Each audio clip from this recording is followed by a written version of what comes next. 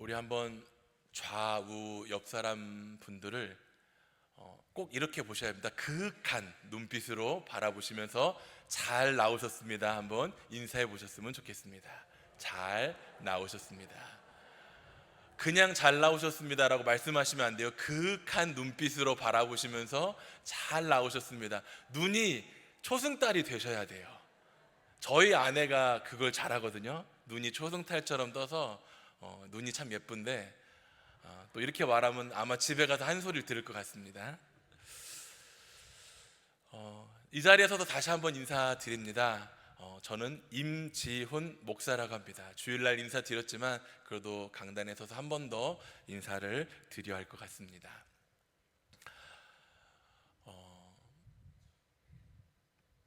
놀라지 마십시오. 동네 사람들, 부모님이 저를 버리고 갔어요. 너무 생뚱맞지요? 5살 난 아이가 한밤중에 외쳤던 소리입니다. 저는 어린 시절부터 하나님의 특별한 손길을 경험했습니다. 제가 5살이 되던 해에 부모님들이 새벽 예배를 열심히 다니기 시작했습니다. 물론 그 전에도 다니셨을지 모르겠지만 저와 제 동생이 어린 나이기에 아이들을 돌보느라 곁에 있었는데 이제 좀 컸다고 생각하시는지 새벽 예배를 나가신 거예요. 그런데 한밤중에 제가 깨서 주변을 둘러보니까 저와 제 동생만 있고는 부모님이 안 보였습니다. 그때 당시에는 단칸방에 살고 있어서 문을 열면 바로 현관인지라 문을 열려고 하는데 문이 안 열리는 거예요. 어린 마음에 어두운 이 주변 환경이 무서워서 창문에 매달려서, 그때 창살이 달려 있었거든요. 창살을 막 흔들면서 동네 사람들 저 좀 살려주세요. 엄마 아빠가 저를 버리고 갔어요 라고 외쳤었습니다. 그러자 그렇게 밤새도록 울자 부모님이 뒤늦게 예배를 마치고 돌아오면서 저를 안심시키면서 왜 부모님이 새벽 예배를 나가는지를 이야기를 해주셨습니다. 그때는 이해가 안 됐지만 시간이 좀 더 지나자 부모님이 왜 그렇게 새벽 예배를 나가셨는지를 알게 되었습니다. 이 부분은 나중에 또 기회가 되면 또 설명을 드리겠습니다. 부모님이 새벽마다 그렇게 자리를 비우신지에 대해서 나중에 시간이 흘러 알게 되었고, 그 새벽 예배가 결국은 제 아버지와 저를 주의 종으로 삼아주시는 하나님의 이끄심이었음을 깨달았습니다. 동네가 떠나가다 울던 한 아이는 장성하여 목사가 되었고, 이렇게 강단에 서서 하나님의 말씀을 전하는 사람이 되었습니다. 그 22년이라는 시간 동안 하나님께서는 그러한 그 아이를 훈련시키시며 주의 종으로 성장시키셨습니다. 이제 때가 되었다고 생각하여 전북 완주에 있는 창조교회 동사목사로 지원하여 부름받게 되었습니다. 아시는 분은 아실지 모르겠지만 이 동사목사라는 것이 담임목사 후임으로 그 사역을 준비하는 부목사이지만, 실제 헌법에는 부목사가 담임목사가, 그 교회 부목사가 담임목사가 될 수 없거든요. 그러나 동사목사는 이제 담임목사의 자리 후임으로 갈 수 있게끔 하였습니다. 그래서 새로운 길이 열렸다고 저는 생각하였고, 본격적으로 이제 쓰임 받음에 목회장이 열렸다고 생각하며 열심히 달려나가야겠다고 다짐했습니다. 그러나 제 뜻대로 되지 않고 제 계획대로 되지 않고 불과 8개월 만에 그곳을 떠나야만 하는 상황이 생겼습니다. 제 마음에는 당황스러움과 허무함이 몰려왔습니다. 왜 이런 일이 나에게 주어지는지, 하나님께서 정말 나를 그 자리에 불러주셨는지, 내가 정말 주의 종으로 쓰임 받아야 하는지를 저한테 되물으며 그 질문들이 저를 괴롭게 했습니다. 그러나 하나님께서는 저를 여수 세중앙교회로 인도하셨습니다. 다시금 주의 종으로 섬길 수 있도록 자리에 세우셨습니다. 제가 처음 그 일을 겪었을 때 목회의 길을 그만해야 되나까지도 생각을 했습니다. 그런데 오히려 아이들이 저를 위로하면서 금방 그 힘듦을 털게 되었고, 쉽지 않았었지만 다시금 달려나가면서 이 자리를 설 수 있게 되었습니다. 그러나 저 시간이 흘러 기도하면서 알게 되었습니다. 하나님께서는 저를 다시금 처음의 마음으로 이끄시며 지금 여수 세중앙교회에서 다시 한번 주의 종으로 쓰임 받으며 더 훈련 받으라고, 더 다듬어지라고 하나님의 뜻을 이루어 가시기에 조금씩 천천히 이끌어 간다고 저에게 말씀하는 것 같았습니다.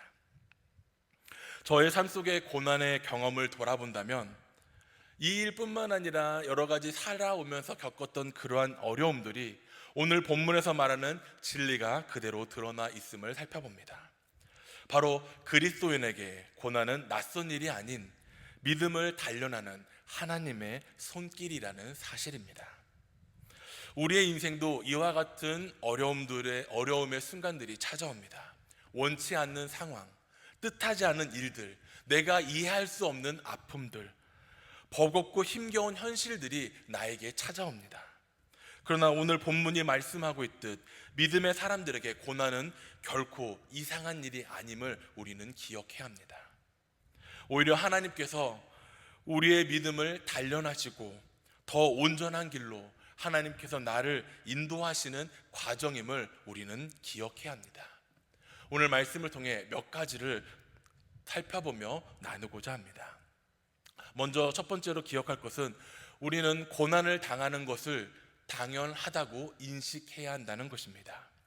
우리가 살면서 특히 신앙생활을 하는 중에 고난이 오는 것을 절대 이상한 일로 받아들여서는 안 됩니다.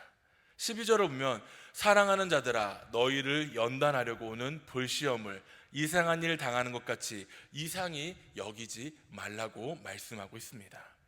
다시 말해 모든 사람은 고난을 당하고 고통을 당한다는 것입니다. 혹 내가 지금 어려움 가운데 있으십니까? 내가 지금 고난 중에 있으십니까? 하지만 그 고난이 지극히 당연하다는 것을 우리는 기억해야 합니다. 혹 과거에 어려운 일로 힘들어 하셨습니까? 그 일 역시 당연하다는 것입니다. 과거에도 지금 현재에도 또 앞으로 다가올 고난 역시 우리가 겪어야 될 아주 지극히 당연한 일들이라는 것입니다. 사람에게 고난이 있다는 것은 인생살이에 힘들고 어려운 일들을 겪는 이상한 일들이 아니라 그러한 일들이 오히려 정상적이라는 의미입니다. 사람들이 살아가는 이 세상은 아주 복잡하고 여러 사람들이 모여 살아가는 세상입니다. 이러한 복잡하고 어려운 세상을 살아가면서 때로는 무섭기도 한 이 세상을 살아가는 우리들에게 그 세상을 살아가면서 때로는 병들고 힘들고 실패하고 어려움 당하는 일들이 그런 악순환의 연속이 어찌 보면 당연한 일들이라는 것이죠. 모든 고난도 마찬가지입니다. 세상이 얼마나 복잡합니까? 빠르게 흐르고 무섭게 변하며 정말 쉽게 살아가기가 어렵다라고 이야기할 정도입니다. 그러나 우리가 그러한 어려움 속에 이 세상 속에 살아가면서 때로는 우리가 힘듦을 당하고 때로는 우리의 문제가 기계가 고장나며 우리가 어려움 속에 살아가는 이 모든 과정과 일들이 당연하다는 것입니다. 그런데 이 세상을 살아가면서 나만 아무 일 없이 살아가겠다고 생각한다면 그것은 축복이 아닌 어찌 보면 교만일 수 있습니다. 특히 이 세상을 믿음으로 살아가는 우리들에게 있어서는 더욱 이 세상을 살아감에 있어서 그 고난이 우리를 성장시키는 밑거름이 된다는 사실을 우리는 깨달아야 합니다. 디모데후서 3장 12절에 보면 이렇게 말씀합니다. 무릇 그리스도 예수 안에서 경건하게 살고자 하는 자는 박해를 받으리라. 또 이어 13절에 악한 사람과 속이는 자들은 더욱 악하여져서 속이기도 하고 속기도 한다고 말씀합니다. 우리가 예수를 믿으면서 아무 문제 없이 살아간다면 그것은 우리가 세상 가운데 속해 있는 사람일 것입니다. 만약 우리가 주 안에, 그리스도 안에 살아간다면 우리는 그 하나님 품 안에, 그리스도 안에 살아가면서 연단의 시간들이, 고난의 시간들이 우리에게 찾아올 것입니다. 반드시 고난과 박해 속에서 그것이 우리에게 주어지는 일들이라는 것입니다. 그리스도에게 속해 바르게 믿고 살아가려는 사람에게는 반드시 고난과 시험이 온다는 사실을 우리는 인식해야 합니다. 그렇다면 하나님을 믿는 우리에게 도리어 고난이 많은 이유가 무엇일까요? 왜 하나님을 믿는데, 내가 신앙생활을 하고 있는데 왜 그러한 고난이 많아야 하는 것일까요? 우리가 기억해야 할 것은, 오늘 말씀을 통해 우리가 분명히 기억해야 할 것은 고난에는 유익함이 있다라는 것입니다. 고난 속에는 우리가 미처 알지 못하는 놀라운 하나님의 축복이 숨겨져 있습니다. 그러므로 우리가 고난을 당하거나 예상치 못한 어려움에 부딪힐 때 우리는 믿음의 자세로 바로 서서 그 고난을 이겨내려고 믿음으로 우뚝 서야 할 것입니다. 오히려 그 고난을 통해 하나님께서 나에게 부어주실 큰 은혜와 복이 있음을 오히려 기대해야 하는 것입니다. 그 고난과 어려움 속에 주시는 은혜는 크게 두 가지가 있습니다. 하나는 고난이 있을 때 우리를 그 고난을 통해 깨끗게 하여 주신다는 것입니다. 고난 있는 사람은 타락하지가 않습니다. 아니, 타락하더라도 금방 일어서고 다시금 그 자리로 돌아서게 됩니다. 오늘 말씀 12절에 보면 너희를 연단하려고 오는 불시험을 이라고 말씀하고 있습니다. 연단과 불시험이라는 말을 들을 때 어떤 단어가 떠오르시나요?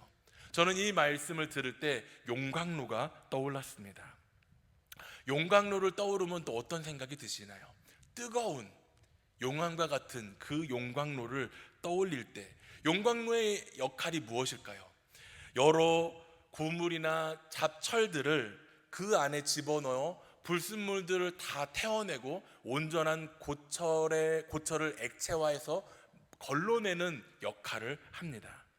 다시 말해 그 뜨거운 용광로가 더러운 찌꺼기를 다 태워버리고 아주 깨끗한 정순한 새로 바꾸어 준다는 것입니다. 우리 역시 마찬가지입니다. 고난이 우리에게 다가올 때 그것이 너무 힘들고 감당하기 어려운 것처럼 보일지라도 사실 우리의 삶을 무너뜨리려는 것이 아니라 오히려 정결하게 다듬는 과정임을 우리는 깨달아야 합니다. 하나님을 믿지 않는, 믿음이 없는 사람들은 그 어려움을 어려움으로 받아들이며 힘들고 어렵다고 불평하며 원망하며 세상을 한탄해합니다. 그러나 하나님을 믿는 저희들은 그 어려움 속에서 어떻게 합니까? 하나님께 기도합니다. 더욱더 나를 붙잡아 달라고, 나를 건져내어 달라고, 나를 이끌어 달라고 하나님께 기도합니다. 그렇게 기도할 때 하나님께서는 그런 우리를 내버려 두실까요? 그 어려움 가운데서, 그 고난 가운데서 건져내어 주시고 이끌어 주실 것입니다.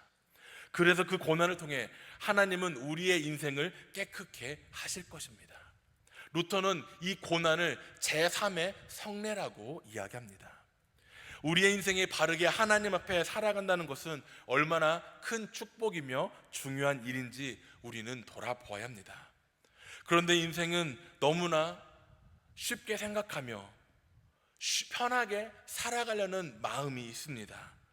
그래서 그 편안함 속에 살다 보면 하나님의 은혜를 잊어버리며 살아갑니다. 그러나 고난 속에 있는 사람은 그 고난을 통해 하나님의 은혜를 발견하고 더욱더 하나님께 나아가기 위해 몸부림을 칩니다. 사랑하는 성도 여러분, 이 말씀을 듣는다면 내가 어떠한 삶 속에 있기를 원하십니까? 힘들고 어려울지라도 그 고난 속에서 하나님의 은혜를 발견하며 믿음의 길을 걸어가시겠습니까? 아니면 편안하고 아무 근심 걱정 없이 살아가면서 하나님의 은혜를 잊어버리고 그저 내 방식, 내 기준, 내 의를 따라가며 무늬만의 크리스천으로 살아가시겠습니까?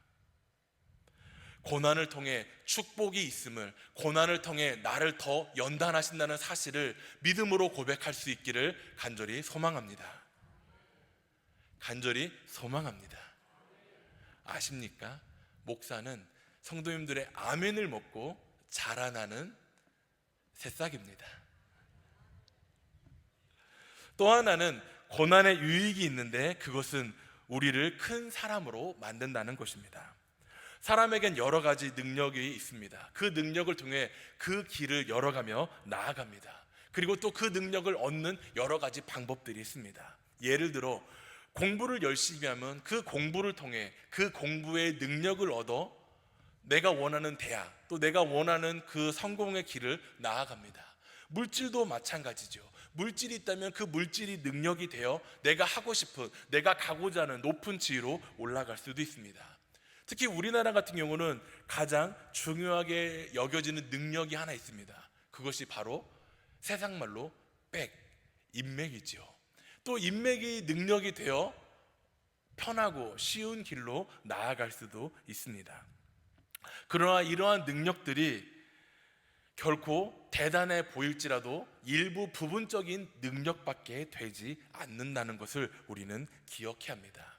이것을 가진다고 해서, 이러한 능력이 있다고 해서 그 삶이 평안하고 행복하고 쉬운 삶이 되어지는 것이 아닙니다. 사람에게는 그런 부분적인 능력 외에 다양한 차원의 능력이 반드시 필요합니다. 혹 세상에서 가장 존경하는 인물을 꼽으라 한다면 누구를 꼽으시겠습니까? 어느 한 검색 포털 사이트에서 이러한 질문을 하였을 때 특히 외국 같은 경우에서는 아브라함 링컨을 뽑았다고 합니다. 또 여러 세계 나라의 대학생들에게도 이와 같은 설문조사를 하였을 때 역사상 가장 존경하는 인물이 누구이냐고 했을 때 1위가 아브라함 링컨이었다고 합니다. 이 링컨의 삶은 고난의 연속이었습니다. 가난한 농가에 태어나 통나무집에 자라면서 정규 교육을 받지 못했던 인물이었습니다. 책을 빌려다가 독학으로 공부할 정도로 어려움이 있었고, 또 어린 나이에 어머니를 여의면서 유년기 시절이 더 어려웠습니다. 또 청년 시절에는 가게 점원, 우체국장, 또 측량사 등 여러 직장을 전전하며 생계를 이어나갔습니다. 사랑하는 여인을 일찍 떠나보내고 또 다른 여인과 결혼하였지만 그 결혼과의 관계 역시 온전치 못해 마음의 고통의 연속이었습니다. 또 내 아들 중 3명의 아들이 아버지보다 먼저 세상을 떠난 비극을 경험하기도 했습니다. 정치의 길도 순탄한 것이 아니었습니다. 처음부터 성공한 것이 아닌 하원 의원이 되기 위해 수차례 도전 끝에 당선이 되었고, 또 상원 의원 선거 역시 2차례나 떨어지는 패배의 아픔을 겪었습니다. 이처럼 아브라함의 링컨의 삶은 고난의 연속이었고 실패의 길로 보여졌습니다. 그러나 그는 그 모든 아픔과 역경을 이겨내고 포기하지 않고 더욱더 나아갔습니다. 그는 끝내 미국의 대통령이 되었고 노예 해방과 국가의 통합이라는 위대한 역사를 이루었던 한 인물이 되었습니다. 앞서 소개한 것처럼 세계에서 가장 존경하는 인물로 꼽히게 되었고 여러 나라 대학생들이 꼽았던 인물이 바로 아브라함 링컨이었습니다. 사람들이 링컨을 존경하는 이유는 단지 그가 대통령이었기 때문이 아닌, 그가 그렇게 어려운 고난과 수많은 실패 속에서도 끊임없이 도전하며 끊임없이 일어서는 그 열정을 높이 평가했기 때문입니다. 고난이 그를 무너뜨린 것이 아니라 오히려 큰 사람으로 바꾸어 주었다는 것입니다. 고난을 당해봐야 그 어려움을 더 잘 알 수 있습니다. 나보다 어려움 당하는 이를 만났을 때 내가 그 어려움을 겪어보았기에 같이 아파할 수 있으며 그 고난을, 그 힘듦을 공감해 줄 수가 있습니다. 고난을 당해본 사람은 직장을 잃어버려도 망하지가 않습니다. 오히려 더 좋은 직장을 위해 끊임없이 노력합니다. 고난받은 사람에게는 그 고난이 성장시키는 밑거름이 되게 한다는 것이죠. 그러므로 고난은 우리에게 힘들고 어려운 수단이 아닌 나를 성장시키는 수단임을, 도구임을 기억하시기를 바랍니다. 두 번째는 고난이 올 때 우리는 즐거워해야 한다는 것입니다. 13절에 보면 즐거워하라고 말씀하고 있습니다. 솔직히 고난을 즐겁게 바라보는 이가 있을까요? 그러나 성경은 우리에게 그 믿음을 지키며 나아갈 때 그 고난을 통해 얻어지는 유익과 즐거움이 있다고 말씀하고 있습니다. 그러므로 우리에게 고난이 찾아올 때 우리는 우리의 믿음의 자세를 흩트는 것이 아니라 오히려 그 고난을 즐거워하는 마음이 우리 안에 있어야 할 것입니다. 세상 사람들이, 믿음이 없는 사람들이 대부분 고난이 올 때 어떠할까요? 앞서 처음 말씀드린 것처럼 어려움을 당할 때, 고난이 올 때 불평합니다. 원망합니다. 남의 탓을 합니다. 내가 이렇게 어려움 당하는 것이 나 때문이 아닌 다른 이에, 다른 환경에 무엇 때문이라며 원망하며 신세한탄을 합니다. 그러고는 그 어려움을 토해내면서 무엇을 찾을까요? 술을 찾습니다. 그러면서 더 망가져 가지요. 그러나 하나님을 믿는, 예수님을 믿는 그리스도인들은 고난이 올 때 어떠할까요? 앞서 말씀드린 것처럼 고난이 올 때 우리가 제일 먼저 하는 행동은 바로 하나님 앞에 기도하는 것입니다. 그렇게 우리가 기도로 하나님 앞에 나아갈 때 하나님께서는 그런 어려움에 처한 우리들에게 은혜를 부어주시며 다시금 일어설 힘을 허락하여 주십니다. 한번 아마 여기 앉아 계신 분들은 다 경험해 보시지 않으리라 생각합니다. 어려움 속에 하나님께 부르짖을 때 몸은 점점 아프고 힘들고 어려움에 처하고 있는데 하나님께 부르짖으면 부르짖을수록 내 안에 뜨거움이, 내가 부르짖는 하나님께 부르짖는 나의 목소리가 점점 더 힘을 실으며 하나님을 발견하며 하나님을 바라보는 믿음의 시선이 있음을 돌아보질 않으신가요? 우리에게 다가오는 고난이, 우리에게 다가오는 아픔이 그 안에서 주시는 은혜를 발견함으로 인해 우리는 즐거워할 수가 있는 것입니다. 우리 영혼의 깊은 그 뜨거움으로 인해 다시금 일어설 수 있으며 그 고난을 다시금 달려나갈 수 있도록 박차고 나갈 수 있는 것입니다. 그러므로 하나님의 말씀을 듣는 우리들은 고난이 올 때 어떠해야 합니까? 즐거워해야 합니다. 즐겁게 고난받는 것을 당연하게 여겨야 한다는 것입니다. 인생을 살아도 그 인생을 불교의 석가모니는 고해라고 이야기합니다. 그러나 우리는 인생을 살아갈 때 석가모니가 말한 고해가 분명히 맞을 것입니다. 그러나 우리는 그 어려움을 어떻게 살아가야 합니까? 즐겁게 살아가야 한다는 것입니다. 우리가 구약성경을 볼 때 한 여인을 찾아볼 수 있습니다. 바로 한나라는 여인입니다. 그는 어렵지 않은 집안 환경과 또 자기를 사랑해주는 남편이 있었습니다. 그러나 그에게 한 가지 고민거리가 있었습니다. 아픔이 있었습니다. 근심이 있었습니다. 그것이 무엇이었나요? 바로 자녀를 낳지 못한 자신의 상황이었습니다. 아무리 남편이 사랑해 주어도 그 어려움을 떨쳐낼 수가 없습니다. 주변의 따가운 시선과 또 부인과의 괴롭힘 등이 그 모든 어려움들이 그녀에게는 고난의 연속이었을 것입니다.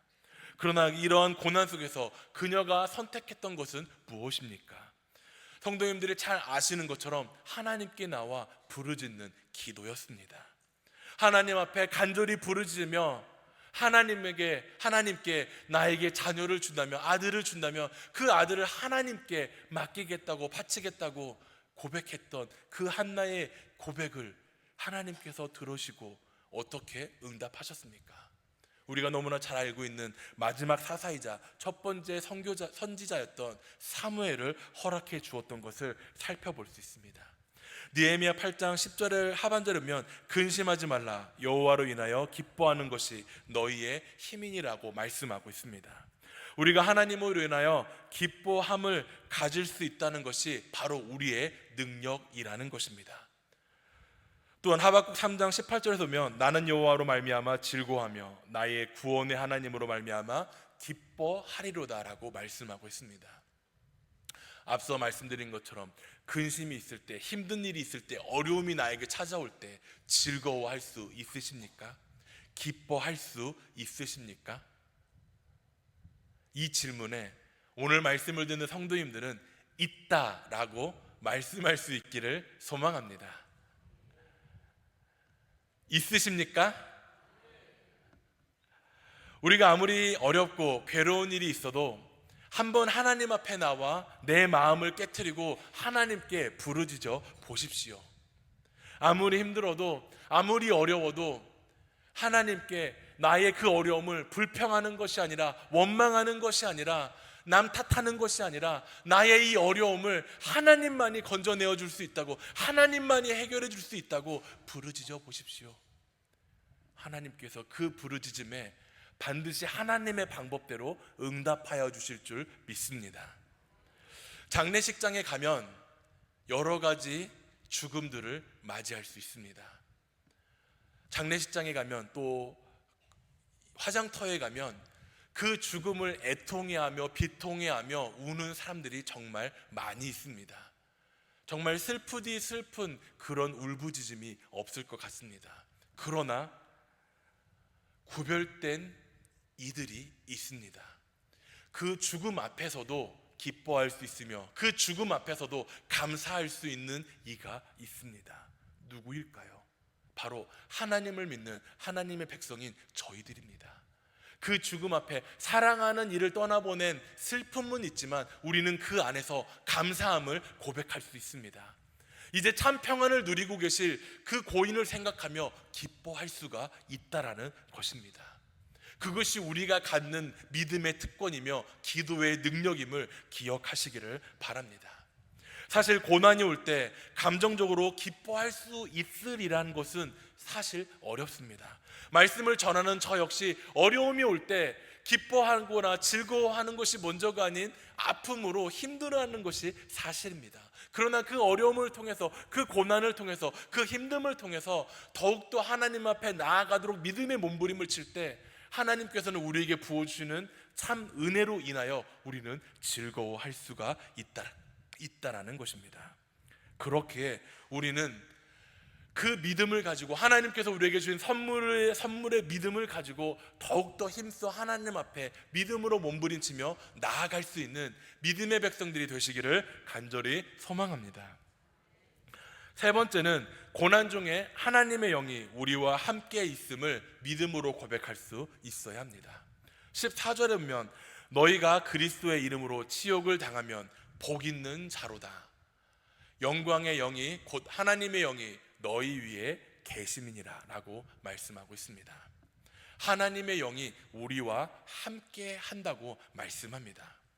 그러나 특별히 우리가 고난 가운데 있을 때 하나님은 우리에게 더욱더 가까이 우리 곁에 계시며 있는 줄을 믿음으로 고백할 수 있기를 바랍니다. 우리가 지금 묵상하는 말씀 가운데 우리가 지금 어디를 읽고 있나요? 창세기를 읽고 있습니다. 지금 우리가 읽고 있는 해당되는 말씀이 요셉의 믿음의 여정을 읽고 있죠. 요셉이 겪었던 고난들을 한번 떠올려 보시길 바랍니다. 형들에게 미움을 받아 버림받고 노예로 팔려나가며 억울하게 누명을 씌우고 감옥에 갇히며 또 몇 년의 시간 동안 잊혀 지내게 됩니다. 인간적인 눈으로 바라본다면 참으로 불행하고 끝이 없는 시련의 연속처럼 보여집니다. 그러나 성경은 분명히 말씀하고 있습니다. 이것이 단순히 고난이 아닌 하나님께서 요셉을 사용하시기 위한, 요셉을 준비시키기 위한 수단적 고난이었다는 사실입니다. 보디발의 집에서 가정 총무로서 행정과 관리 일을 배웠고 또 감옥에서 죄수를 다스리며 지도자의 훈련을 받았습니다. 특히 요셉이 갇혔던 감옥은 일반 감옥이 아닌 정치적인 영향력이 있는 사람들이 갇혔던 감옥이었습니다. 그곳에 드나들었던 많은 사람들을 통하여 요셉은 자연스레 정치적인 안목 역시 띄었으며 그 정치적인 영향력 역시 넓어져 갔을 것입니다. 이 모든 과정을 통해 요셉이 그러한 일들을 겪음으로 인해 애굽의 총리라는 막중한 직책을 감당할 수 있도록 하나님께서 준비시켰다는 것입니다. 결국 그는 7년의 풍년과 7년의 흉년을 지혜롭게 관리하며 애굽을 살려내었습니다.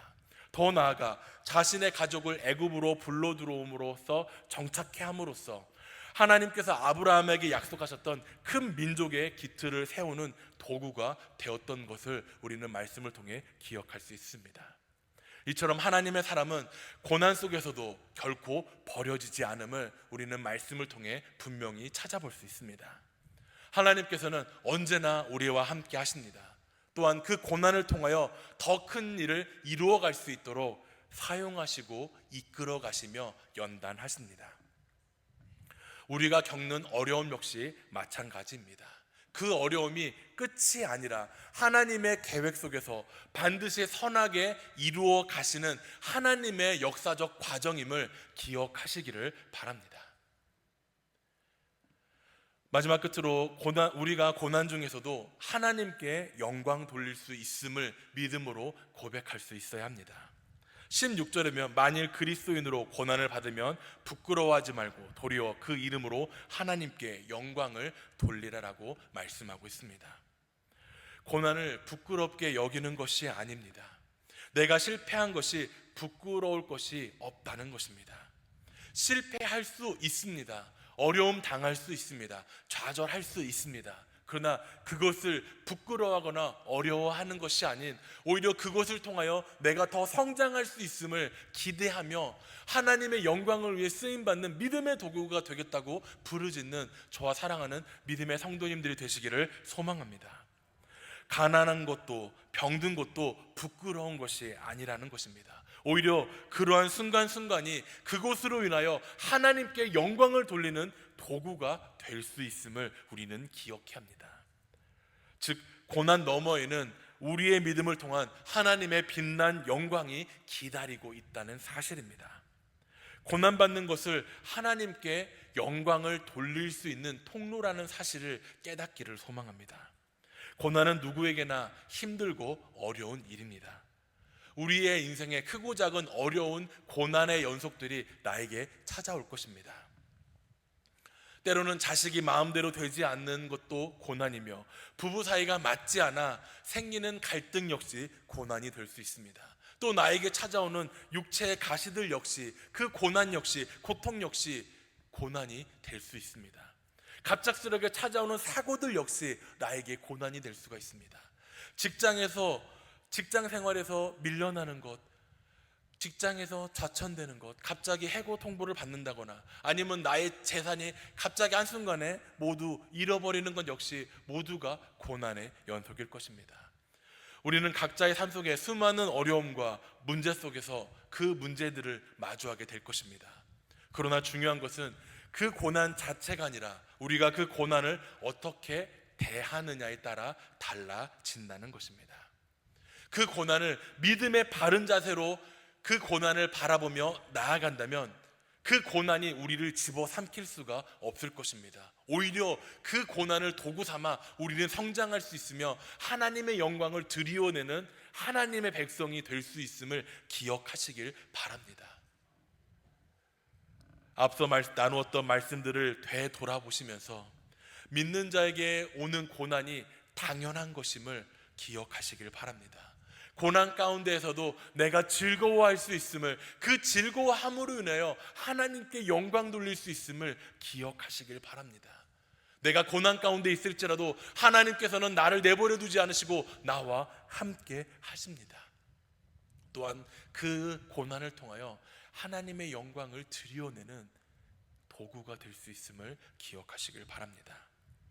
그럴 때 고난은 더 이상 두려운 존재가 아닙니다. 나에게 어려운 문제가 아닙니다. 나에게 찾아오는 거대한 벽이 아닙니다. 오히려 그 고난은 더욱더 하나님께 나아갈 수 있는 믿음의 통로가 된다는 것입니다. 고난을 통해 하나님께서는 우리를 도우시고 고난을 통해 하나님께서는 우리에게 더 큰 은혜와 축복을 부어주시며 고난을 통하여 세상에 하나님을 알지 못하는 이들에게 하나님을 나타낼 수 있는 놀라운 은혜의 축복의 장으로 바뀌어 줄 수 있음을 기억하시기를 바랍니다.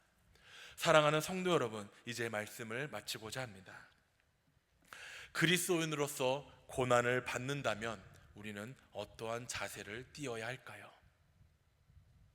아마 여기 앉아 계신 분들은 적어도 지금 제가 말하고 있는 부분이 무엇인지를 분명 아시리라 믿습니다.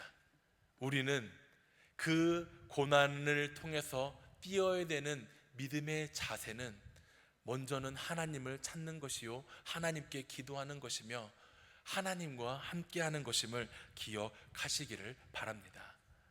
우리의 인생이, 앞으로 우리가 나아갈 그 믿음의 여정이 결코 쉽진 않으나 하나님께서 나와 함께 하시고 그 고난들을 통해 하나님께서 우리를 사용하실 것입니다.